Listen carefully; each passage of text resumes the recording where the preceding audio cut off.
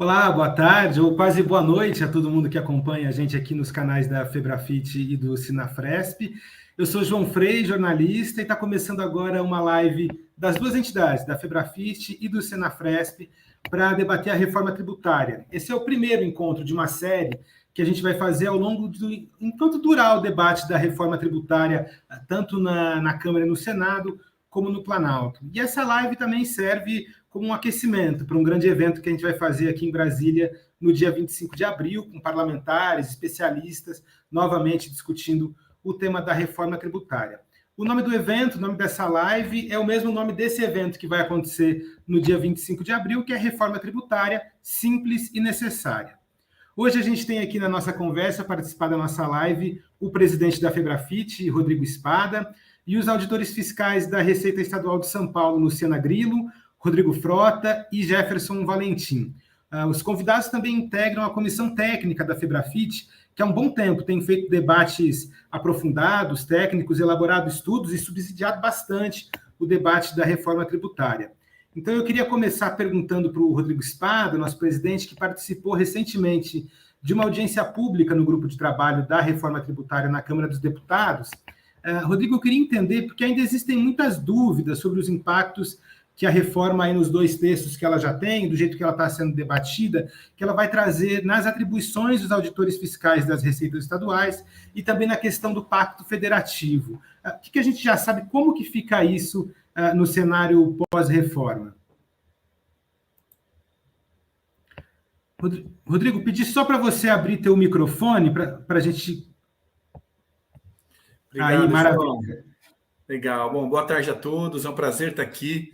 Agradecer ao João por mediar esse debate e falar que é uma honra e um prazer estar aqui ao lado dos amigos da Luciana Grillo, do Jefferson Valentim e do Rodrigo Frota, que sempre me apoiam. Então, a fala lá no grupo de trabalho da reforma tributária na Câmara dos Deputados na semana passada foi elaborado por esses três, mais o Alexandre Kuhn, que é outro amigo da comissão técnica que nos ajudou.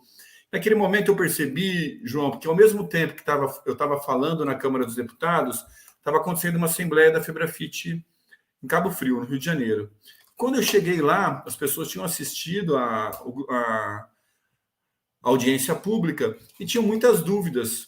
Falei, nossa, curioso, eu acho que é importante a gente comunicar para o nosso público também. A gente vem debatendo fortemente na mídia, com a sociedade, mas talvez está faltando fazer essa lição de casa de falar com o nosso público, porque eu senti muita insegurança.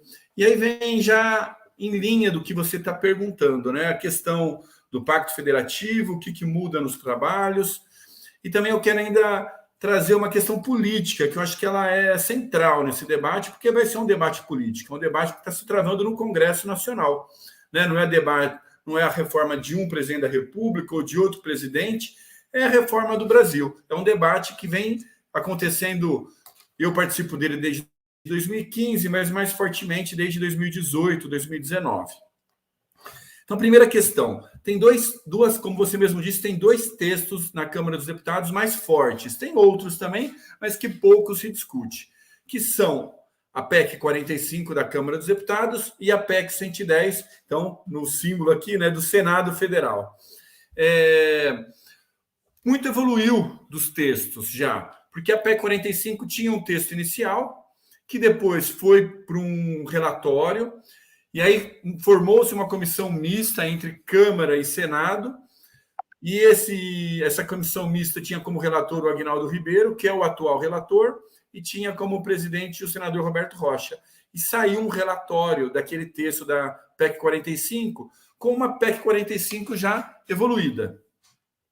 Depois disso, o Arthur Lira, na ocasião, por questões políticas, extinguiu a comissão mista e o Rodrigo Pacheco puxou esse debate para o Senado Federal e voltou a tramitar esse mesmo texto da comissão mista com o nome de PEC 110. E ele passou por algumas fases e chegou na Comissão de Constituição e Justiça com o relatório final do senador Roberto Rocha, que aí tem muitas coisas que nos interessam e vão ser trazidas aqui hoje. Inclusive, posso dizer sem falsa modéstia, um trabalho intenso político para inserir pontos relevantes nesse texto do Roberto Rocha. Agora, numa nova legislatura, voltou-se essa disputa de protagonismo. Se vai rodar na Câmara ou vai rodar no Senado esse texto. Hoje se discute a PEC 45. Mas eu quero deixar bem claro, porque muita gente vai me perguntar: eu olhei o texto da PEC 45, a gente não gosta dele. E realmente, nem a gente gosta daquele texto inicial da PEC 45. Mas a PEC 45 que está falando hoje é só o veículo.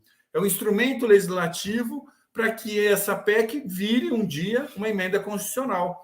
Mas não quer dizer que, porque chama PEC 45, que é aquele texto inicial que rodou inicialmente na Câmara dos Deputados, que tinha agência tributária nacional, um órgão, uma autarquia especial única, que tinha um IVA único, não era um IVA dual. Então, hoje, o que está se debatendo dentro da Câmara dos Deputados, apesar de chamar PEC 45, a PEC 45 é só o veículo que vai levar esse instrumento legislativo, que ele é muito mais parecido com o último relatório da PEC 110. Isso nas nossas conversas, inclusive na semana retrasada, com o próprio relator, Aguinaldo Ribeiro, a gente tem tranquilidade para falar que o texto que vai vir no relatório dele é muito mais próximo do texto evoluído, né? Nesse processo político de várias negociações que se deu nas duas casas. Então, muito mais por a questão aí, João, que você trouxe, a questão do Pacto Federativo. No texto que a gente acredita que virá no relatório do Aguinaldo Ribeiro, e é o que a gente vem defendendo na FEBRAFIT, é um IVA dual. Qual é a diferença? É que um IVA único seria um único imposto compartilhado entre os 3 entes federativos: União, Estados e municípios. Porém, já se tem um processo político avançado, uma negociação, que o IVA dual ele é muito mais viável. Primeiro, porque a Receita Federal ela não quer entrar nessa confusão federativa que se dá entre os estados e municípios.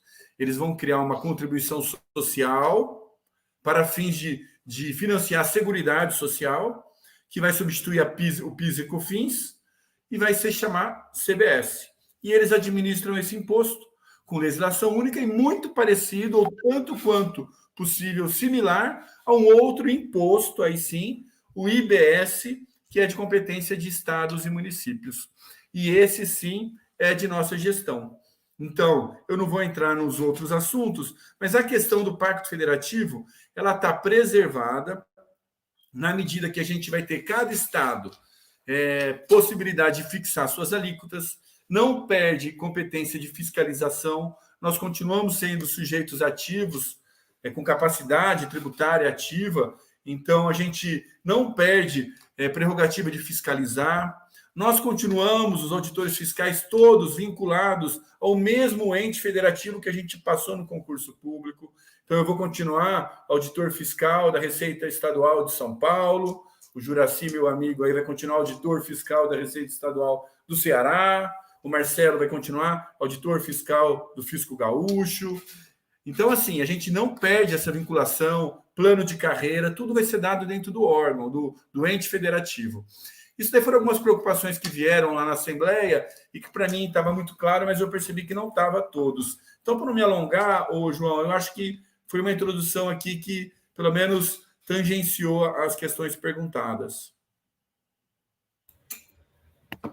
Obrigado, Rodrigo.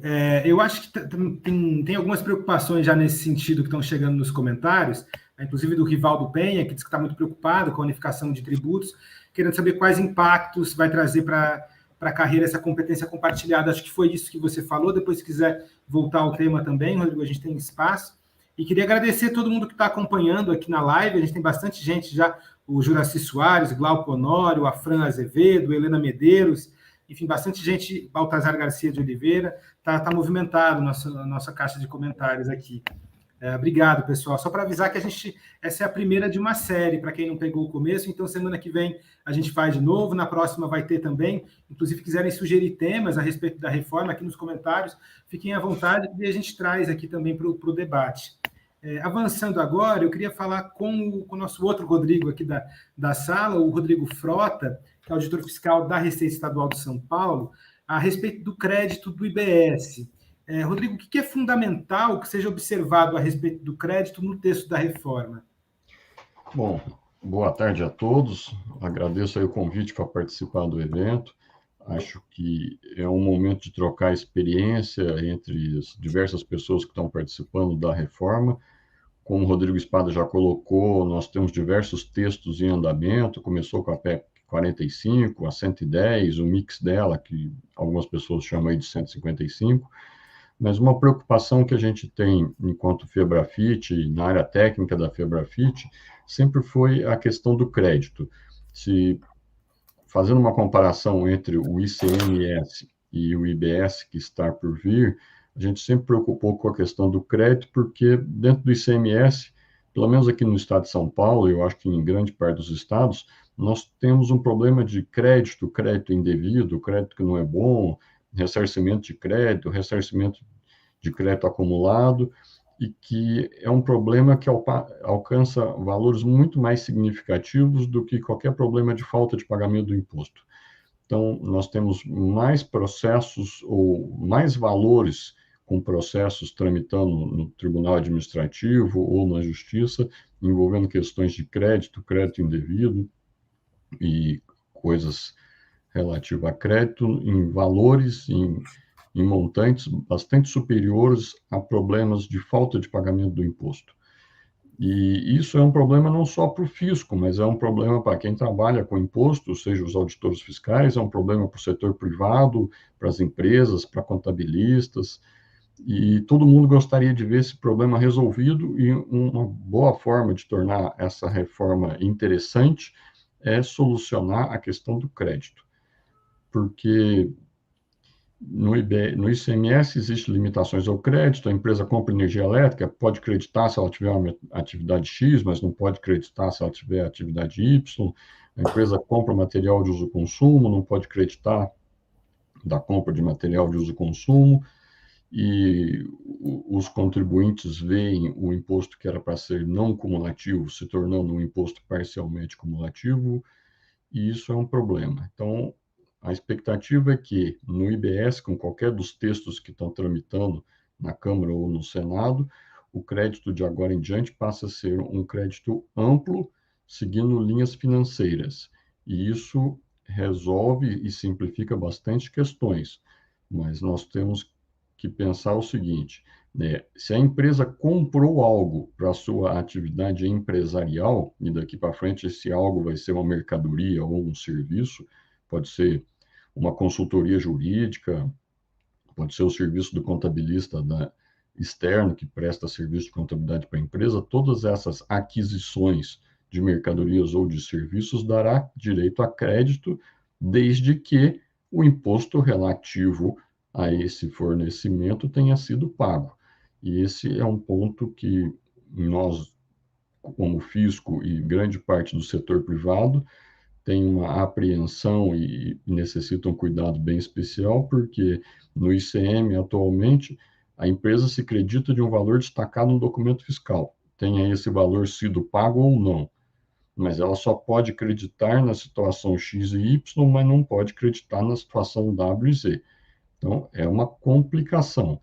Daqui para frente, a proposta que tem seguido nessas PECs, nos diversos textos, é: se a empresa adquiriu um bem, uma mercadoria, um serviço, se sobre essa aquisição incidiu o IBS, se esse IBS foi pago de alguma forma e está realmente pago, ela tem direito ao crédito, qualquer que seja o uso que a coisa adquirida vai ter.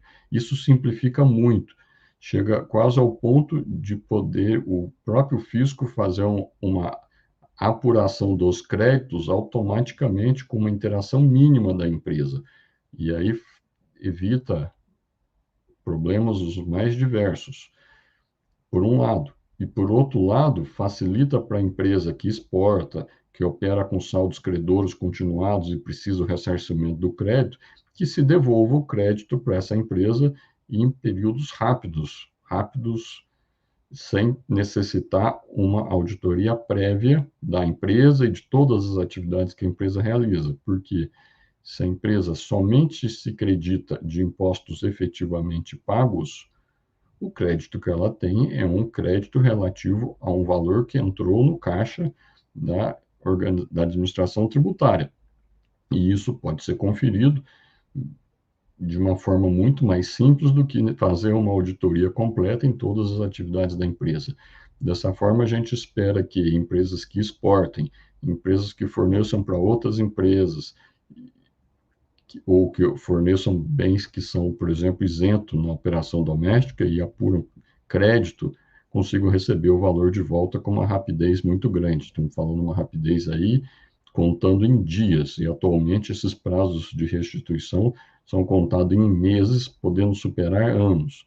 Então, criar um bom ambiente de negócios, onde a empresa tem segurança sobre quais créditos ela pode se aproveitar, qual seja o crédito de uma mercadoria, um bem ou serviço cujo imposto tenha sido pago. Simplifica, melhora o ambiente de negócio, afasta da atividade aquelas empresas que vivem fazendo problemas e causando confusões com créditos e deixa sobreviver as empresas que têm foco na livre concorrência, na livre iniciativa, na eficiência dos seus processos. Então, esse é um ponto muito importante que a gente tem discutido em diversos fóruns, com diversos grupos de pessoas, seja do setor privado ou do público, os diversos propostas que têm surgido do setor privado, como o pagamento dividido ou split payment, vêm no caminho de tornar viável essa solução, ou seja, o fornecedor compra uma mercadoria de R$1.000, ele vai pagar uma fração. Se ele optar por um sistema desse de pagamento dividido, ele vai pagar 250 direto para a administração tributária e 750 para o fornecedor. Esses 250 que foram pagos, divididos automaticamente pelo banco, ele paga no caixa do banco e credita automaticamente na empresa e pode usar o crédito já no dia seguinte, não precisa esperar a virada do mês e coisa e tal. Então, a ideia é tornar esse sistema bastante diferente do que o sistema que atualmente existe no ICMS, reduzir drasticamente o custo de conformidade e o litígio, incentivar empresas que trabalham dentro das regras e colocar barreiras e dificuldades para empresas que hoje negociam, não diria na informalidade, mas de forma amplamente irregular. O que nós temos observado é que a quantidade de notas que transitam sem mercadorias é bem superior à quantidade de mercadorias que transitam sem notas. E eu acho que uma das coisas importantes nessa reforma tributária, qualquer que seja o texto final aprovado, é que a gente acabe com esse trânsito de notas sem mercadoria. A gente gostaria de ver mercadorias e serviços com o devido documento fiscal, mas não os documentos fiscais transitando por um lado ou por outro, sem os respectivos produtos. Acho que esse é um ponto central da reforma, a gente precisa mudar do paradigma, diminuir litígio, diminuir custo de conformidade e partir para modelos mais eficientes e com segurança jurídica. Obrigado, Frota. A gente recebeu mais algumas perguntas aqui. Uma delas, inclusive, em relação a crédito, do Glauco Honório. Vou fazer aqui, aí se o Rodrigo Frota se sentir, quiser responder, ou se algum outro participante quiser, ele pergunta, então, que para o crédito ser financiado, haver um registro de alimento controlado de forma única, ou seja, fora dos tesouros estaduais e municipais. É isso? A agência recebe e controla recursos. Isso. O Glauco, um prazer receber aqui a sua pergunta. Acho que ela é extremamente interessante e ela deve interessar a muitos contribuintes e a muitas pessoas do fisco.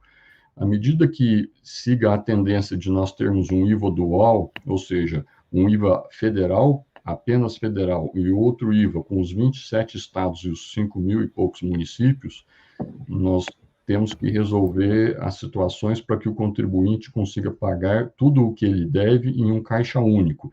Então, uma empresa que opera no Brasil, suponho que ela opera aí nos 27 estados e que dos 5.000 municípios ela opera aí em mais de 1.000. Ela não vai precisar fazer uma operação de apuração de imposto devido para cada um dos 27 estados e para cada um dos 1.000 municípios onde ela tem clientes.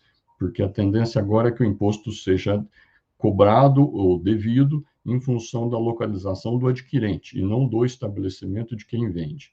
Para não acontecer essa complexidade para o contribuinte, a ideia é que a administração tributária do IBS opere num modelo de caixa único, apuração única, em que todos os créditos e todos os débitos em relação a qualquer um dos estados ou do município seja apurado em conjunto e a empresa recolhe uma única guia de recolhimento bancária para todos os estabelecimentos dela no Brasil, liquidando todo o imposto devido para os 27 estados e os 5.000 e poucos municípios.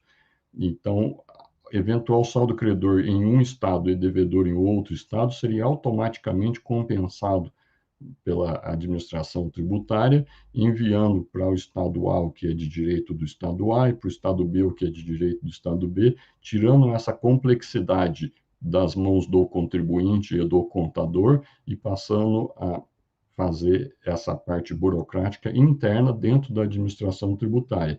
E, inclusive, para a empresa melhora muito a questão de liquidez e fluxos de caixa, porque se ela é credora em relação ao estado A e devedora em estado B, automaticamente compensaria esse crédito em relação a um estado para pagar o débito em relação ao outro, e depois os valores líquidos entre os estados são acertados pela administração tributária centralizada. A gente espera que isso traga uma facilidade e uma transparência muito grande para empresas que operam com clientes em mais de um município, em mais de um estado, e que o dinheiro não fique empossado em uma conta, um e outro, enquanto ele tem que pagar um terceiro. Que isso trará uma facilidade enorme para o contribuinte que opera com clientes espalhados aí pelo Brasil todo. Obrigado pelo esclarecimento. Rodrigo, você quer falar? Acho que o Rodrigo Espada quer falar aqui, se puder. Sim, João, só falar que essa questão do crédito é fundamental, porque os maiores mecanismos hoje, os instrumentos de sonegação e de guerra fiscal se dá pelos créditos, né? Seja por créditos indevidos, ou crédito outorgado, crédito presumido, crédito que não foi pago no estado, mas foi destacado na nota fiscal e foi enviado para outro estado, e aquele estado tem que honrar um crédito que não foi pago no estado de origem. Então, são questões que são relevantes para acabar com problemas estruturais do nosso sistema tributário. Maravilha, Rodrigo. Obrigado pelo complemento. Queria passar agora para o Jefferson Valentim. O Jefferson que publicou um artigo hoje no Valor Econômico, junto também com o auditor Ângelo De Angelis, que está aqui está comentando aqui na transmissão. Um artigo que fala muito sobre como vai ficar, como seria, né, como deveria ser a função do auditor fiscal nessa nova realidade. Então, a gente distribuiu em todas as redes da Febrafit, aí está no nosso Instagram, no Facebook, no Twitter. Quem quiser ler o artigo na íntegra, vale a pena.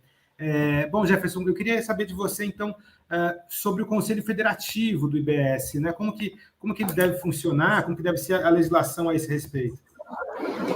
Olá, pessoal, boa tarde a todos. Primeiro, eu queria agradecer o convite aqui, né? Esse tema do Conselho Federativo, e da organização da administração tributária como um todo, ele é um tema que ele nos interessa bastante enquanto carreira, e nesse debate da reforma tributária, ele é um tema que, até certo ponto, ele estava sendo negligenciado, ou não se estava dando a devida importância para ele, até que a Febrafit chamou a atenção de todo mundo e disse, espera aí, como é que vai funcionar? E aí a gente começou a levar para os debates da reforma tributária a importância de se debater como que vai ser organizada a administração tributária. E debater a organização da administração tributária não é fácil para a gente, né? Nós somos herdeiros de uma burocracia weberiana para o bem e para o mal, né? Uma burocracia que, se ela trouxe pontos positivos, como, por exemplo, a impessoalidade, ela traz pontos negativos, como uma rigidez de atuação que, infelizmente, ela não condiz mais com os tempos atuais.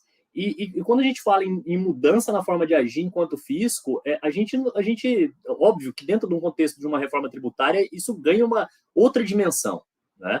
Mas a gente tem problemas, a gente precisa começar a repensar a nossa forma de atuar, mesmo nas administrações tributárias atuais, porque o mercado ele se dinamizou, e ele requer um tipo um tempo de resposta muito maior do que ele requeria tempos atrás.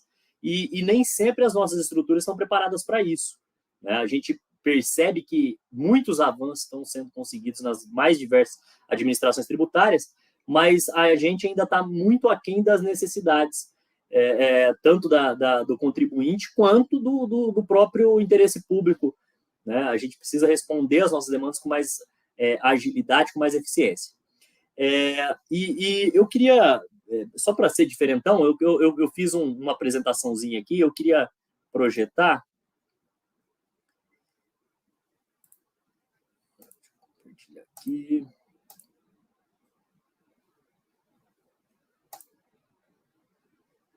Estão conseguindo ver aí?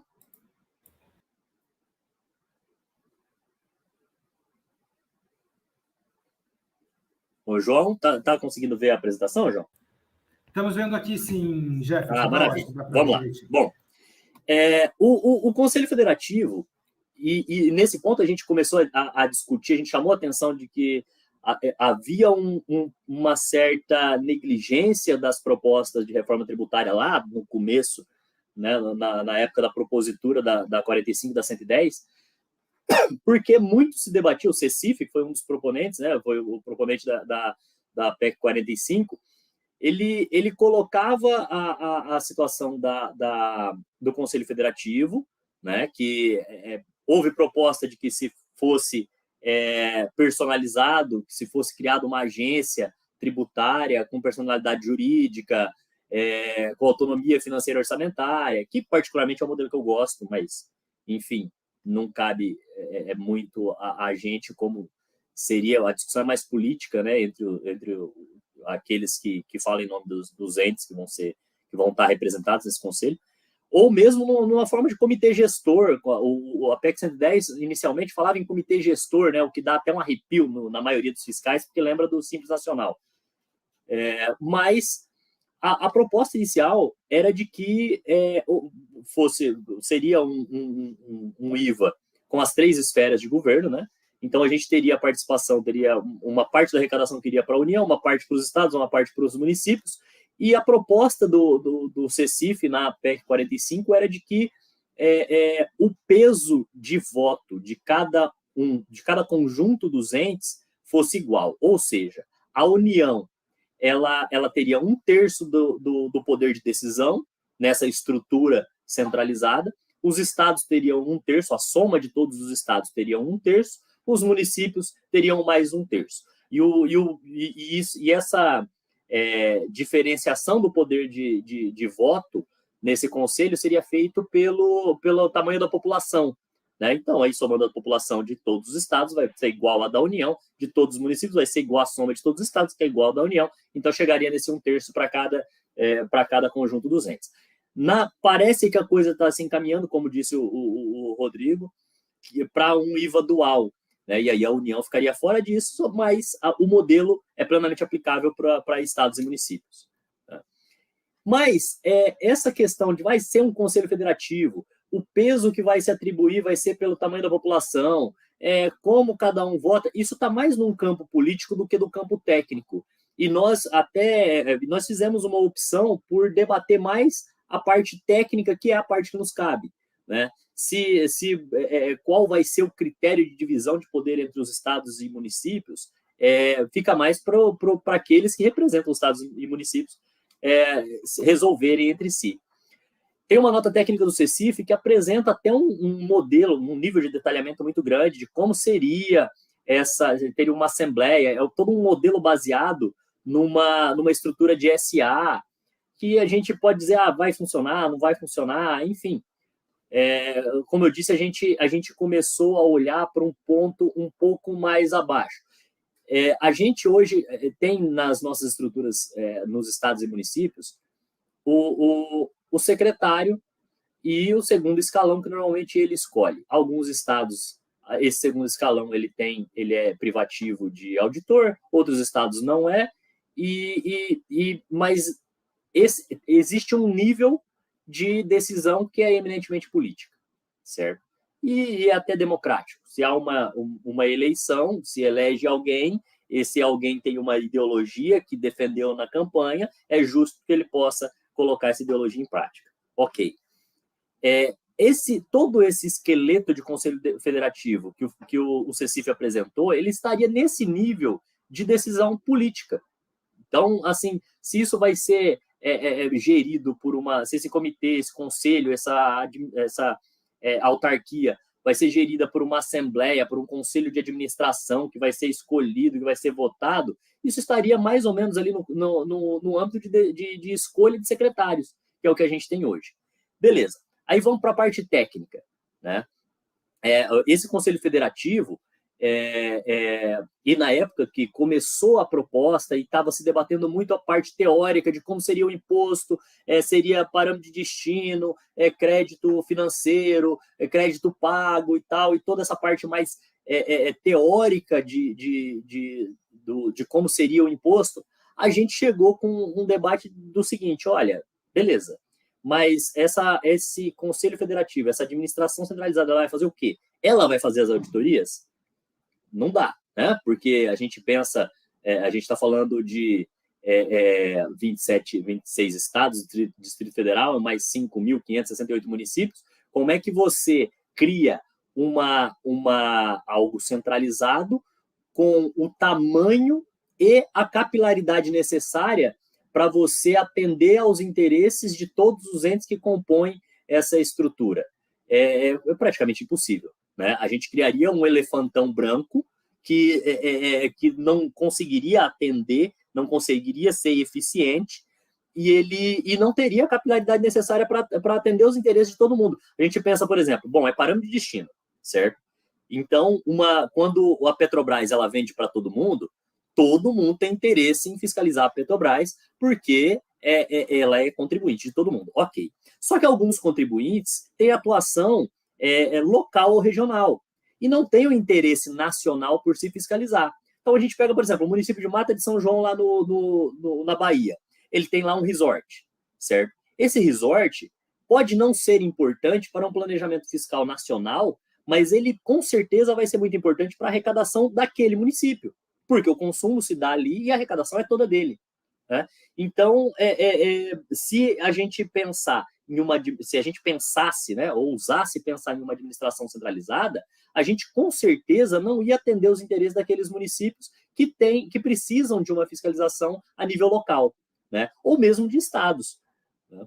Então, esse Conselho Federativo ele foi desenhado nas propostas atualmente para ele cuidar da parte de edição de normas infralegais, porque se a gente sabe que um grande problema da estrutura tributária hoje é a quantidade absurda de normas que a gente tem, cada município tem lá o seu código tributário, cada estado tem seu código tributário, suas normas infralegais, suas portarias, suas instruções normativas e tudo mais, e isso gera um custo de conformidade muito grande para as empresas, tira a competitividade dessas empresas no mercado internacional, principalmente.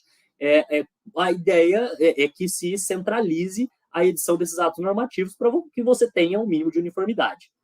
Assim como a interpretação da legislação, não adianta você emitir uma norma infralegal e abrir para qualquer interpretação possível, porque você vai ter diferenças entre contribuintes quando o Estado de São Paulo interpretar ou quando o município de Uberaba interpretar a mesma legislação. Então, a uniformização da interpretação da legislação tributária também precisa ser centralizada.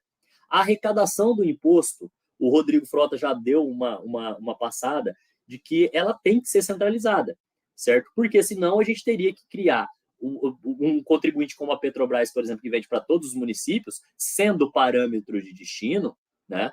Ela teria que ter uma apuração em cada um dos municípios para o qual ela vende e para cada um dos estados que ela vende, o que é algo impensável. Se a gente está fazendo uma reforma para reduzir o custo de conformidade, a gente precisa assumir esse papel de simplificar a legislação e aquilo de complexidade que for necessário para a administração do tributo, que a gente resolva dentro das nossas estruturas. Seja, como a gente já fez com nota eletrônica e tudo mais, e até todo esse avanço tecnológico que a gente tem de nota eletrônica nos permite fazer essa arrecadação centralizada, certo?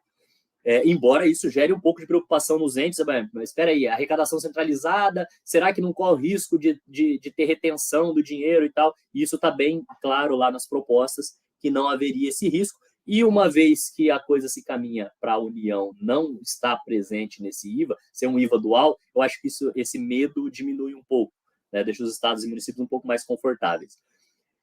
E também seria a competência dessa administração centralizada dirimir as questões suscitadas no âmbito do contencioso administrativo. Da mesma forma, você não pode ter instâncias de contencioso decidindo de forma diferente uma mesma situação jurídica. Ainda, eu destaco como pontos importantes que constam lá do relatório da PEC 110, né, e não estava no trecho original, no texto original, mas conta do relatório do relatório, como o Rodrigo falou, esse relatório da PEC 110 é o que está se caminhando para ser a base da PEC 45, né?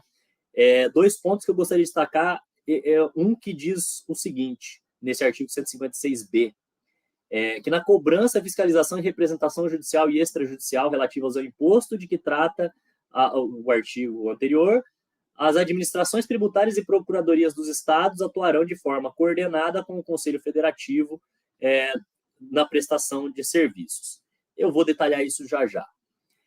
E o segundo, que eu acho muito importante para nós do ponto de vista corporativo, é que os servidores em exercício do Conselho Federativo e da carreira da administração tributária dos estados, Distrito Federal e municípios, estarão sujeitos ao limite de remuneração aplicável aos servidores da União e à disciplina estabelecida em lei complementar no que se refere à responsabilidade funcional, correcional e sanções administrativas. Por que isso está aqui?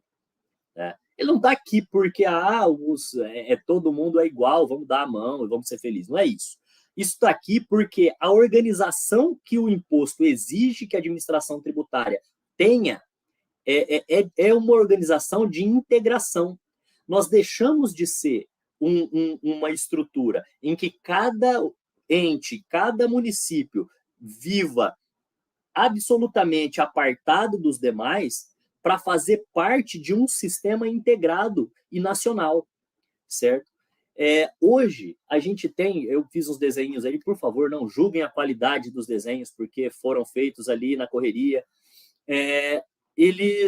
Hoje, as administrações tributárias, a gente tem mais ou menos isso. Vamos entender que a gente tem aqui o município A, o estado B, o estado J, o município Y, enfim. A gente tem ali esses balões coloridos que são o nosso campo de atuação, né, de cada administração tributária. O nosso ICMS, o ISS ali do município, cada um sabe exatamente o que precisa fazer. As nossas fronteiras estão absolutamente determinadas geograficamente, a gente sabe onde é que a gente atua, a gente monta a nossa estrutura burocrática para atender a essas necessidades de fiscalização, e a gente vai, cada um faz o seu planejamento, cada um faz a sua fiscalização. É óbvio, tem algumas situações diferentes, como, por exemplo, a tributação, quando a gente tem acordos entre os estados com substituição tributária, ou a tributação de combustíveis que é no destino, enfim. Mas, de um modo geral, a gente tem essas estruturas com o seu campo de atuação muito bem delimitado e não se cruzam com o campo de atuação de outros entes federativos, de outros estados e municípios.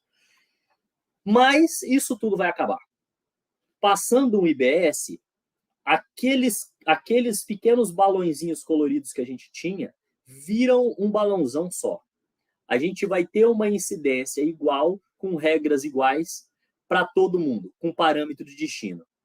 Então, a gente tinha uma empresa que está localizada no grande município de Santa Salete, no interior de São Paulo, por exemplo, que ela vendia para 1 ou 10 municípios, ou 1.000 municípios, ela era contribuinte do município de Santa Salete, se ela vendesse serviços. Se ela vendesse produtos, mercadorias, ela era contribuinte do estado de São Paulo. Ok. Só que agora, no IBS, não. No IBS, ela vai ser contribuinte de todos aqueles que adquirirem os produtos dela, certo?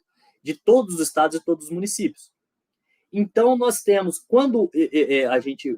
Se ela é contribuinte de todos os estados e todos os municípios, todos os estados e municípios para os quais ela vende produtos ou serviços terão interesse em fiscalizar essa empresa, eventualmente, certo? E aí, como é que faz? libera geral, todo mundo se organiza, faz seus planejamentos, como a gente faz hoje, e de repente a gente chega lá numa situação de 800 municípios, mais 15 estados, querem fiscalizar a empresa que fica lá em Santa Salete. A gente faz uma fila de 815 fiscais, pelo menos, na frente da empresa, todo mundo pedindo os mesmos documentos e fiscalizar. Não dá, né? Até porque se a ideia é reduzir o custo de conformidade, essa complexidade a gente tem que assumir. Esse problema a gente tem que resolver. Então, as nossas estruturas burocráticas, tais como elas estão estruturadas hoje, a gente teria esse manicômio aqui, certo? A gente teria todo mundo na sua estruturazinha hierarquizada, vertical, trabalhando ao mesmo tempo e se chocando, e tendo problemas, né? E interpretando de forma diferente uma mesma legislação ou a mesma situação fática, entrando às vezes na fiscalização de outro contribuinte, ou pior, eu vou lá fiscalizar, eu fiscalizo, eu tenho uma saída de mercadorias durante um período de tempo, de mercadorias e serviços, para diversos entes, eu vou lá e fiscalizo só o meu, e aí o outro vem e fiscaliza só o dele, e aí a gente tem aquele monte de ações fiscais. Então, isso vai ter que mudar. E tem que mudar como? Né? E nesse ponto, a Febrafit ela foi muito importante de iniciar esse debate até com o modelo propositivo. Né? E a coisa vai ter que funcionar mais ou menos assim. Não é uma estrutura matricial, por quê? Porque ela não está orientada aos produtos e você organiza os setores dos diversos entes para aquele produto. Mas ela tem alguma coisa de matricial, certo? Porque você aqui eu coloquei 4 exemplos aqui, 2 estados, 2 municípios, certo? O tamanho dos desenhos é para tentar colocar aqui o tamanho dos estados e dos municípios para mostrar que isso não importa muito. Nós temos 3 níveis de planejamento possíveis. Nós vamos ter os planejamentos a nível nacional, contribuintes que têm atuação nacional e que despertam o interesse de diversos estados e municípios. A gente vai ter contribuintes com uma atuação regional que despertam o interesse de vários contribuintes, vários estados e municípios, e a gente vai ter aqueles contribuintes que têm atuação eminentemente local, que despertam o interesse de um município só, certo? Só que, pensando que a gente tem que atender esses 3 níveis de planejamento, e que a gente já deveria fazer hoje, porque a gente tem fraudes estruturadas a nível nacional, que as nossas atuações limitadas geograficamente não conseguem resolver. E como que a gente vai ter que organizar? A gente fez uma proposta, até a gente discutiu isso no artigo, né, eu e o Ângelo, que a gente precisa manter a autonomia de todos os entes, né? Porque senão a gente não vai ter aquele problema que eu citei da falta de capilaridade, acontece da mesma forma. Então, e a gente vive numa federação, a gente não quer abrir mão dessa autonomia. Mantendo essa autonomia, a gente também precisa criar uma certa organização para que não vire confusão. A gente pode criar uma estrutura que você tenha os planejamentos nos 3 níveis, com uma plataforma digital, por exemplo, onde você expõe o seu planejamento e você tem os pontos de intersecção. Né? Você tem aqueles contribuintes que é interesse de fiscalização do município de São Paulo, do estado do Rio de Janeiro, do município de Uberaba, certo? E a ideia é que a gente consiga construir uma estrutura flexível ao ponto de criar agrupamentos ou equipes ad hoc, né, exclusivas para determinados trabalhos fiscais, compostas por pessoas de vários entes, né, que vai lá, resolve o plano de trabalho em uma determinada empresa ou em um determinado setor, acabou, dissolve-se, cria-se outra.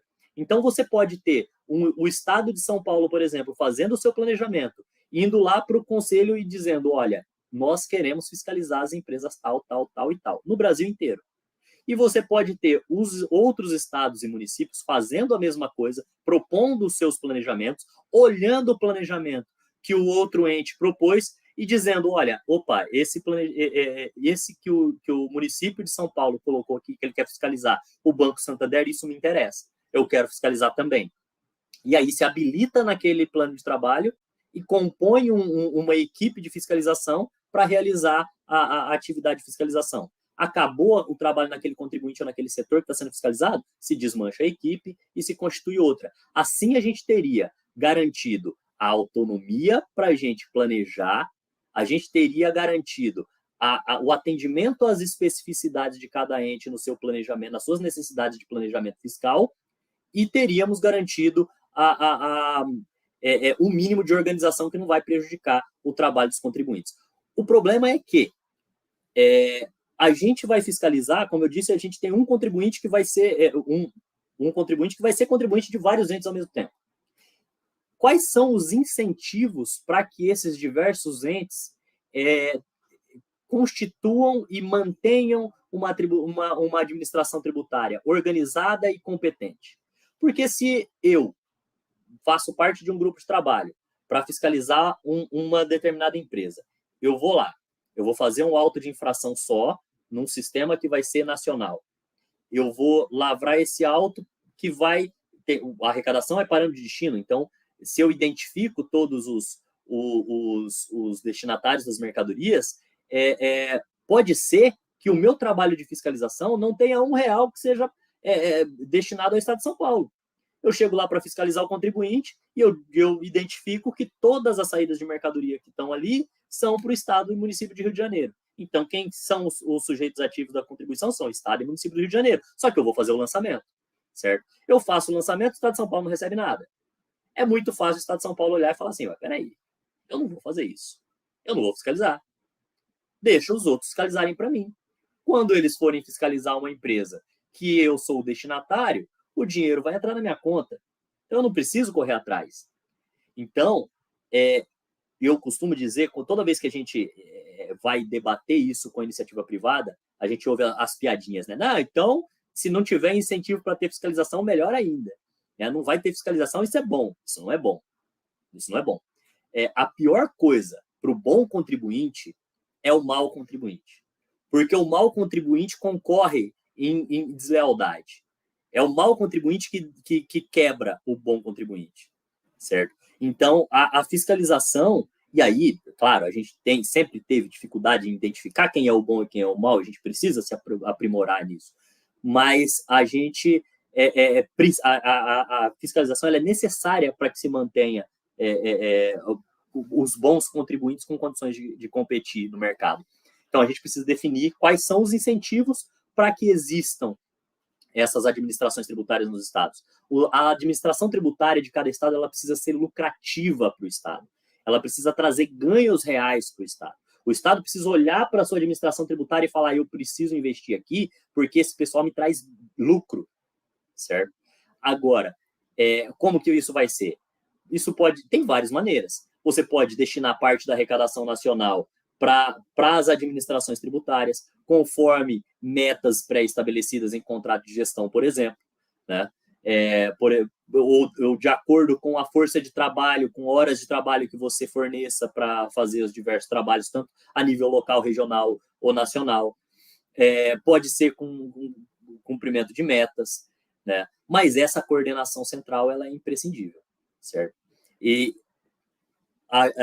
assim como é imprescindível a manutenção da autonomia, né, e a possibilidade de cada ente fiscalizar os contribuintes de seu interesse sem nenhum tipo de barreira, seja ela regional ou temática. Então, quando a gente pensa assim, mas a minha importância vai diminuir porque todo mundo pode fiscalizar tudo. Eu acho exatamente o contrário.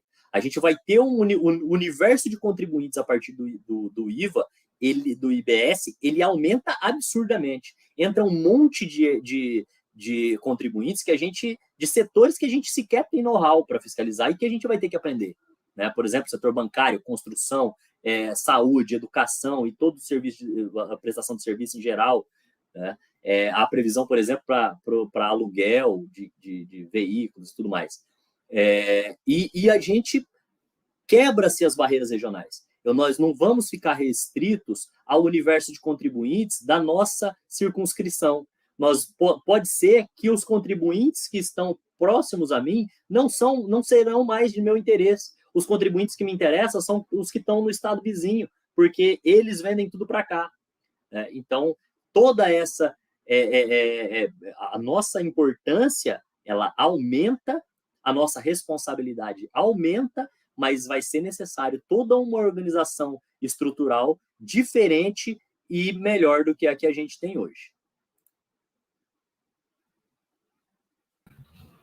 Obrigado, Jefferson, pela aula que deu aqui para a gente. E eu queria agradecer muito também ao Ângelo De Angelis, que aqui nos comentários está também mantendo a discussão, o debate em alto nível. Ele, qualquer uma pergunta aparece, às vezes um comentário, ele já prontamente traz uma resposta.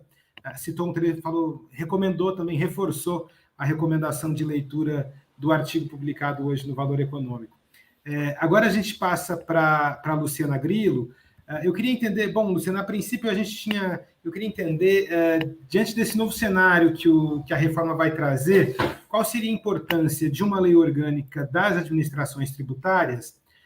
E eu queria aproveitar e trazer junto com essa pergunta, uma outra pergunta que veio do Marcos Carneiro, presidente do IAF, em que ele questiona se não seria o momento, a exemplo do que ocorre com a magistratura e o Ministério Público, a Defensoria e Procuradoria, termos uma administração tributária una e com idêntica denominação do cargo para auditor tributário. Então, está aí a pergunta do Marcos Carneiro. Se ficou confuso, aí você me fala, depois eu trago de novo alguma das outras perguntas. Não está confusa, não. Eu já tinha visto a pergunta dele ali nos comentários e é realmente interessante. Antes de falar sobre a lei orgânica especificamente, eu queria tangenciar algumas falas aqui, tanto do Rodrigo quanto do Jefferson. Quando você tem níveis grandes de incerteza, você cria um ambiente favorável para disseminação de fake news, de informações distorcidas e equivocadas que causam um certo temor.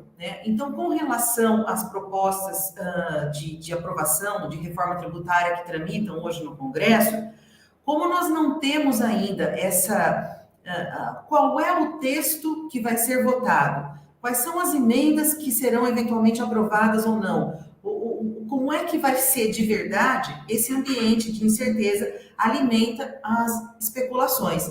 E essas especulações, elas ficam tanto no público externo, por exemplo, os setores empresariais, o setor político, os municípios com um certo receio do que vai acontecer com a arrecadação, estados da mesma forma, como dentro da nossa própria carreira. A gente também fica fazendo perguntas, mas será que eu ainda vou ser necessário? Será que eu ainda vou ser atuante? Será que eu vou manter a minha autonomia? Será que São Paulo vai continuar tendo uma administração tributária? E essas inseguranças, elas tendem a crescer nesse panorama.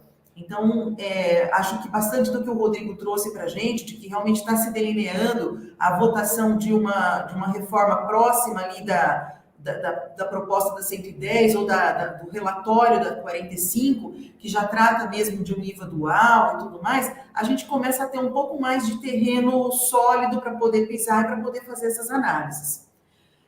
Tangenciando agora a fala do Jefferson, você fala assim, por exemplo, a questão de você ter uma administração tributária una, a questão de você ter uma lei orgânica de administração tributária, a meu ver, eu sempre fui uma grande defensora de lei orgânica para administração tributária. Eu acho que toda carreira de Estado, ela precisa ter uma lei orgânica que, ao fim e ao cabo, é um documento, é um diploma legal, que tem força legal, onde estão definidas ali competências, onde estão definidas atribuições, onde estão definidas prerrogativas, mas, sobretudo, onde estão definidos também limites de atuação. E isso deveria ser, uma lei orgânica de administração tributária, deveria ser uma demanda social, né? Porque é necessário que você tenha, então, um diploma legal que defina o quanto uma administração tributária pode agir, como ela pode agir, em que formato ela deve agir. Isso opera em favor não só dos fiscos, das administrações tributárias, mas opera em favor da sociedade, opera em favor da segurança jurídica, da diminuição de litigiosidade, porque você define procedimentos segundo os quais aquela administração tributária deve ser regrada. E nesse momento, então, agora de insegurança, de nós não sabemos como vai ser. Então a gente vai ter um IVA dual, a gente vai ter um conselho deliberativo, a gente vai ter uma situação de fiscalização regional, local, nacional, a gente vai ter horizontalidade, a gente vai ter verticalidade ainda dentro das nossas estruturas. Como é que vai ficar tudo isso? Eu acho que se o arcabouço dessa reforma tributária incluísse já expressamente desde agora, olha, nós vamos aprovar a PEC, depois nós vamos aprovar as leis complementares necessárias à instituição do imposto e nós vamos aprovar uma lei orgânica de administração tributária que defina atribuições, prerrogativas, competências e limitações. Isso traria muito mais segurança nesse momento para auditores, para a sociedade, para contribuintes. Então, eu acredito sim que é o momento de nós tentarmos incluir nesse arcabouço de legislações que serão necessárias para poder não só fazer alteração constitucional, mas colocar esse IBS funcionando, operacional, né, dar início ao período de transição. A lei orgânica viria em muito boa hora e nós poderíamos, sem dúvida nenhuma, tratarmos de uma questão central, que é uma carreira una. Tá? Então, essa é a minha posição a respeito. Se alguém tiver alguma coisa a acrescentar. E eu queria parabenizar a Febrafit e o Sinafresp por esse debate, dizer que quando a gente está andando assim um pouco mais no escuro, essas luzes que a gente encontra, elas são fonte de você debelar algumas informações distorcidas. Esse também é nosso papel como formadores de opinião, como técnicos, né? Eu fico feliz de poder participar desses debates. Eu sempre aprendo mais do que eu tenho para entregar e quero agradecer aqui a oportunidade. Ô, Luciana, eu queria colocar, fazer um link do que você falou com a questão da organização da administração, que assim, eu coloquei aquela proposta que consta lá do relatório final, né, que fala do limite remuneratório único, das mesmas regras de correição, das mesmas prerrogativas. Você começa a perceber que a forma como o IBS ele vai estar estruturado e a forma como a gente vai ter que se organizar para trabalhar no IBS, ela impõe essas condições. Ela meio que, não é que ela abre caminho para que a gente lute por uma lei orgânica que traga o mínimo de garantias institucionais para todo mundo. Essa é quase uma condição, né? É quase uma condição de você operacionalizar. Não tem como funcionar, porque você imagina o seguinte, se eu tenho uma determinada conduta que é crime ou é irregular do ponto de vista administrativo para São Paulo, não é irregular para o município de São Paulo, e a gente vai trabalhar junto e vai fiscalizar a mesma empresa. Como é que não tem como. Como é que eu tenho uma prerrogativa para um determinado carreira de fiscal e não tenho para outro? A gente vai participar, a gente vai fazer parte de um modelo único, integrado.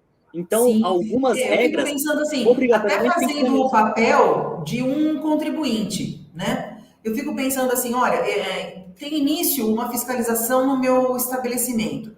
Só que o prazo para conclusão de uma auditoria, ou o prazo para um atendimento, de um é um, de outro é outro, e eu vou ter que continuar correndo atrás de todas essas coisas. Se isso estiver definido numa lei orgânica, se estiver definido numa lei orgânica, por exemplo, que somente pode haver uma fiscalização em relação a cada fato gerador, né? A não ser que você, obviamente, chegue à conclusão que houve ali uma falha administrativa, uma falha no dever funcional da realização daquele trabalho, é uma garantia para o contribuinte, né? Então, eu vejo, sim, que a lei orgânica é uma demanda social hoje, e que nós deveríamos nos empenhar em que isso fizesse parte da estrutura da reforma tributária como um todo, desde a PEC até a sua operacionalização.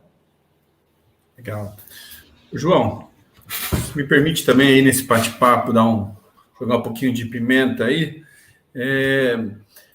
Quero dizer assim, para o pessoal que está nos ouvindo, né, sobre o que foi dito. A questão da unicidade do sistema, do modelo, que justifica, e a gente tem levado nos debates técnicos e tem sido aprovado nos fóruns políticos também, a questão do limite remuneratório único, regras únicas de correição, regras de carreira única. Isso é importante para a gente, já que a gente vai trabalhar junto, vamos fazer um sistema agora realmente cooperativo e vamos, inclusive, implementar coisas que já estão hoje na Constituição e nunca foram implementadas. Por exemplo, no 37 e 22 da Constituição, fala que as administrações tributárias, atividades essenciais ao funcionamento do Estado, exercida por servidores de carreira, terão recursos prioritários para a realização de suas atividades e atuarão de forma integrada com compartilhamento de cadastros de informações fiscais na forma da lei ou de convênio. Então, a gente vai conseguir agora atuar de forma integrada. No 1674 da Constituição, também lá nas vedações, falam que é vedado a vinculação de receita de imposto, exceto para a saúde, educação e administração tributária. Isso nunca foi implementado. E a gente está defendendo, e acredito que vai sair, que o Conselho Federativo do IBS vai ter um percentual da arrecadação do imposto para a sua gestão. E vai ter autonomia técnica, orçamentária, financeira, administrativa, que é o que desejamos. Além da lei orgânica da administração tributária, que a Luciana falou que já está previsto no artigo 145, parágrafo 3º da PEC. Então, acredito que com isso a gente vai conseguir implementar, pôr finalmente em prática questões que são fundantes e foram pensadas lá pelo legislador constitucional, mas nunca foram colocadas em práticas para as administrações tributárias, fortalecendo esse importante braço de arrecadação do Estado. Obrigado, Rodrigo, pelo complemento. Eu queria passar uma rodada rapidinha assim, de considerações finais, um minutinho para que vocês possam se despedir. Queria começar pelo Rodrigo Frota.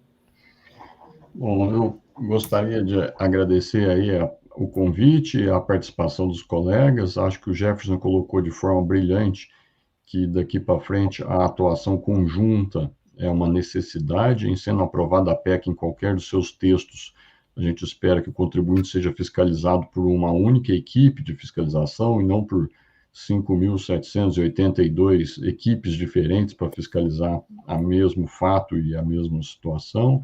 A Luciana colocou a questão também muito clara que os direitos do contribuinte, que tem muito sido colocado assim, Código de Defesa do Contribuinte, o Código de Defesa do Contribuinte e uma lei orgânica da administração tributária são duas coisas importantes e que tem muitos pontos que se tocam, porque o limite de competência e o limite de atuação do agente fiscal é o limite que impõe também os direitos e a transparência em que o contribuinte tem que colocar os dados e tem que se submeter à fiscalização.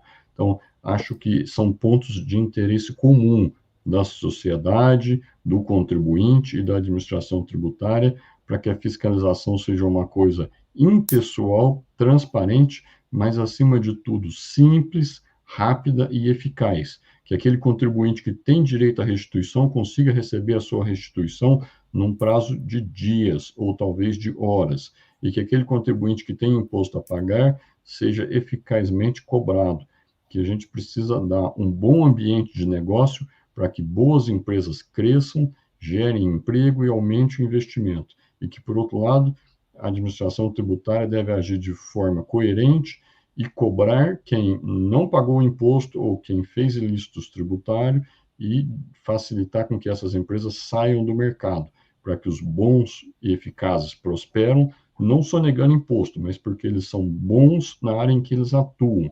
E para isso a gente precisa de uma administração tributária eficaz, eficiente, como o Jefferson colocou, que consiga agir de forma organizada, com pessoas competentes, que estudaram bem, que treinaram e que tenha ferramentas e modelos de atuação cooperativa, e não que continue guerra fiscal entre estados, entre municípios uns com outros, entre municípios e estados, e que as empresas precisam ficar trocando o local da sua sede, porque no local A tem favores fiscais que no local B não tem, e que tem que deslocar investimentos de pontos em que a logística seria ideal para outros pontos no território brasileiro, em que a única coisa que existe é um favor fiscal ou uma facilidade tributária de qualquer tipo. Isso não traz vantagem para a sociedade brasileira, isso não aumenta a renda da população, não melhora a qualidade de vida dos indivíduos.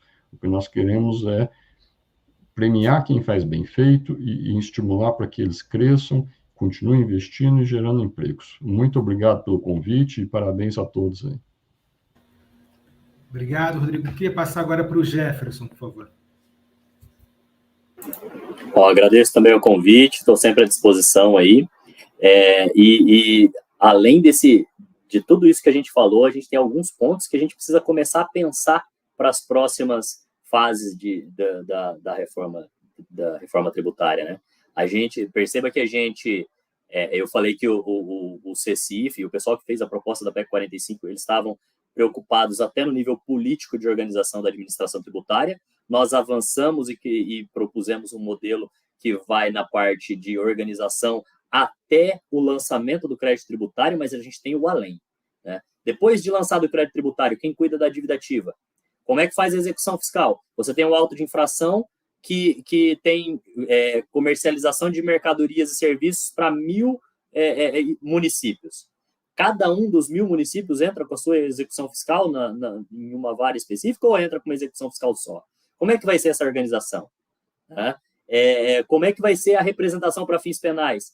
Cada Ministério Público de cada estado entra com uma representação para fins penais para o mesmo contribuinte, com a mesma ação penal? Como é que vai se organizar isso, né? Como é que se dá a própria fiscalização pelos tribunais de contas dessas estruturas, ou mesmo do Conselho Federativo? São questões que são deixadas ali meio de lado, porque na parte política todo mundo está preocupado, como é que vai ficar a minha arrecadação, né? Mas que logo mais à tarde isso vai bater a porta e vai precisar ser resolvido, e já de antemão, ninguém melhor para resolver isso do que nós que trabalhamos aqui. Não vai ser a classe política, não vai ser a academia que vai apontar soluções, somos nós.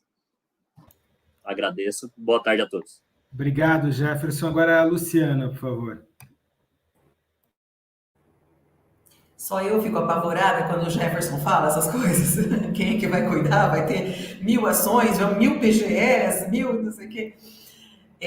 Mas eu acho que esse tipo de reflexão, ele alimenta exatamente a sua conclusão, que a solução somos nós. Mas que mesmo com todo esse desafio de repensar o novo modelo, nós não devemos abdicar em momento algum de querermos aprovação de uma reforma nesses moldes, porque o nosso ICMS, a gente às vezes escuta falar assim que imposto bom é imposto velho, né?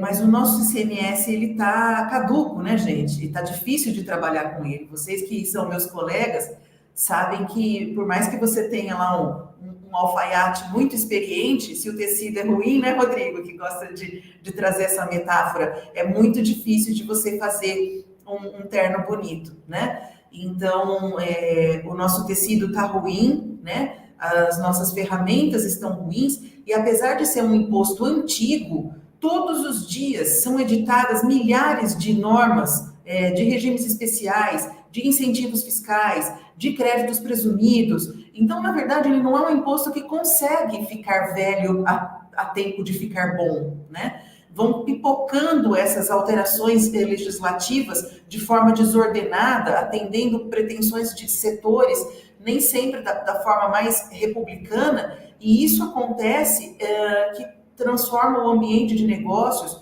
numa arena de disputa de benefícios, onde os graus de litigiosidade são imensos, onde o contribuinte acorda de manhã e fala, bom, eu vou vender isso daqui, agora eu não sei se isso aqui é bem, se isso aqui é serviço, se a prefeitura acha que é uma coisa, o Estado acha que é outra, estou sujeito aqui a 2 tipos de fiscalização.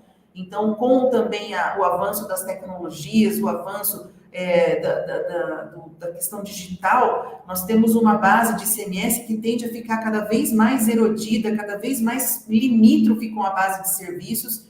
Então, eu acho que realmente nós estamos dando um passo na direção correta, né? E devemos lutar para dirimir os problemas que aparecerem aí no caminho. É isso. Obrigada. Obrigado, Luciana. Agora, para finalizar, nosso presidente Rodrigo Spada. A Luciana já encerrou por mim, porque é o que eu ia falar aqui realmente. Mas, em outras palavras, que a nossa imagem pública, a imagem pública do fisco é muito desgastada, por nós sermos esses aplicadores de uma legislação disfuncional, complexa. Eu vejo assim como se fosse não lembro o nome, mas a gente que viaja bastante, eu, pela FEBRAFIT tenho a satisfação de poder participar de congressos internacionais, ter relacionamento com administrações tributárias de outros países. A gente vê que, por exemplo, na Espanha, tem pesquisas que perguntam qual é a instituição mais admirada do país, e é a administração tributária. Em países nórdicos, também é a administração tributária. E no Brasil, a gente, infelizmente, por aplicar essa legislação que é ruim, a gente acaba sendo vítimas, a nossa imagem acaba sendo deteriorada por esse sistema tributário que é disfuncional. Num imposto bom, com a tecnologia que a gente tem, graças a colegas capacitados que integram o fisco, nós poderemos, por exemplo, entregar guia a DARE para o contribuinte pronta. Faz a apuração do crédito, débito, como o Rodrigo explicou, e o contribuinte recebe no final do mês pronta a apuração dela, e ele pagou, acabou, extinguiu o crédito, homologou. Se ele tiver algum questionamento, entra com um processo de revisão da nossa apuração. Mas vai facilitar muito a vida do contribuinte. E facilitar a vida do contribuinte significa mais emprego, mais renda, mais arrecadação. Então, aquela máxima que se a colmeia vai bem, a abelha vai bem também. Então, a gente tem que pensar no todo, sempre. Falar para vocês que a gente vai ter outras lives. Então, surgiram temas, como o João falou, mas a gente quer falar pelo menos de cashback aqui, que é a isenção personalizada, quer falar do split payment. Se vocês quiserem trazer como é que vai ficar o sistema tributário, a gente pode dizer também. A gente quis essa primeira trazer a administração tributária como centro desse debate, porque muito se discute a questão tributária e alguns se esquecem que o outro lado da moeda é a arrecadação, é o sistema tributário. Então, a gente consegue, com isso, com a administração tributária no centro do debate, garantir que as normas serão aplicáveis e serão justas e boas para a sociedade.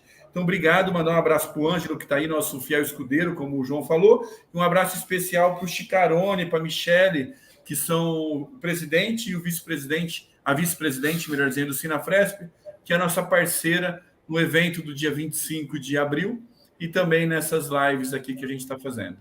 Muito obrigado, um abraço aí a todos, boa noite. Boa noite.